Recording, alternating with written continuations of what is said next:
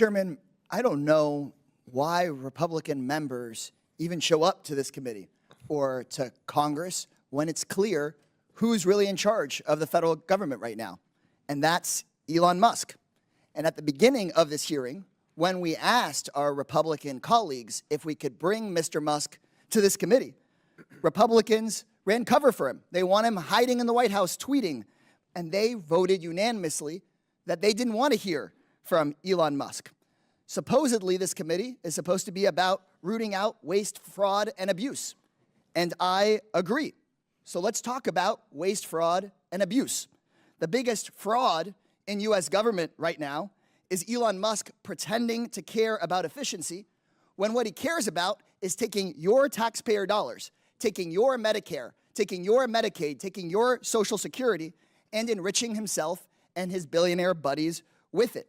The biggest abuse in the U.S. government right now is Elon Musk getting $154 billion richer since the election just a few months ago, while consolidating unprecedented power over your money and your government. Mr. Musk invested $227 million in Trump's election and is making billions off of it. That's waste. That's fraud. That's abuse.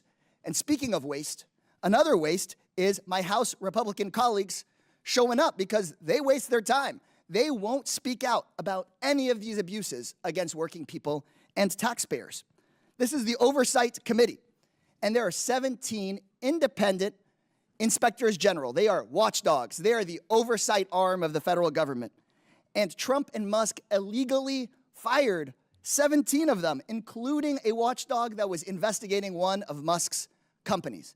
And what I've heard from House Republicans is either silence or defending that kind of behavior. You guys know that it's embarrassing and it's wrong, and that's why you voted to not have Musk here before us. Elon Musk is not doing anything to make government more efficient for working people. He's using his position to more efficiently raid your taxpayer dollars to enrich himself and his friends. I'm told that this hearing is about right-sizing government. So I propose that we start right-sizing our federal government by firing the most dangerous man in it, and that's Elon Musk. To protect our taxpayers, we should fire Elon Musk. To keep American Social Security numbers private, fire Elon Musk. To protect Medicare and Medicaid, fire Elon Musk. To save schools and our jobs, fire Elon Musk. And to protect the idea that American people have a government for the people and by the people, and not for the ultra-rich and by the ultra-rich, we must fire Elon Musk. Attacking working families is nothing new for him. Mr. Musk's biggest factory sits in my district, and the first thing I did after I was elected to Congress was to call for an OSHA investigation into the injuries and deaths of workers building that very factory. Those are investigations to be launched by the Department of Labor, where later today we're hearing that Musk's minions are going to go and maybe start shutting down parts of that key agency that is built to oversee big corporations and defend the interests of workers. Musk's companies, like Tesla, have been sued and found liable for many labor violations. Screwing over working people is just part of the game for him. He has been found liable for improperly giving not safety training to construction workers and withholding wages.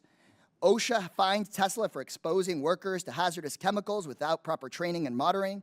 OSHA opened up investigation into deaths of workers at the Tesla Gigafactory in 2024. SpaceX, another one of Musk's companies, was found responsible for the deaths of one of their workers, Lonnie LeBlanc, due to head trauma that he got on the job. So now Musk has seemingly unlimited power to take advantage not just of his own employees, not just of American consumers, but of all Americans. Unlimited power to Americans' data.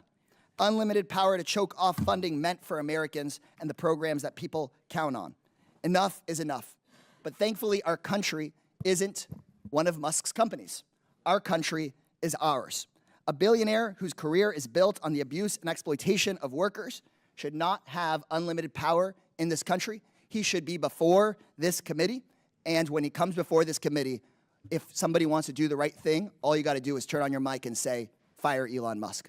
Thank you, Mr. Chairman. I yield back. Gentleman yields back. Before I recognize Mr. Jordan, Ms. Boebert, did you have a Yes, Mr. Chairman, I have a document I'd like to submit for the record. Proceed.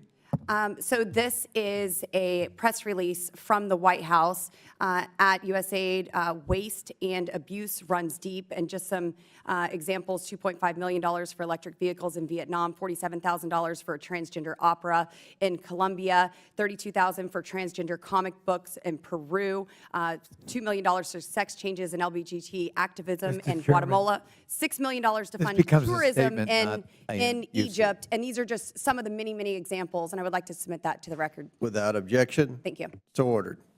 Chair now recognizes the chairman of the House Judiciary Committee for 5 minutes.